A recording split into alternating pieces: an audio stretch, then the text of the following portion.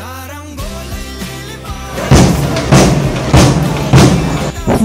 mga mi, for today's video, share ko lang yung college graduation anak ko sa UP Diliman.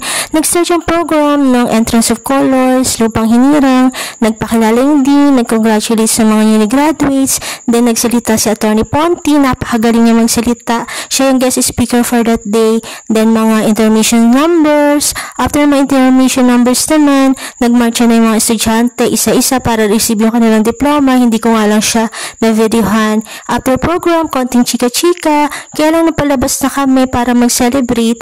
Umulan naman. Kaya nagpatila muna kami. After namin magpatila, dumiretso na kami sa Little India.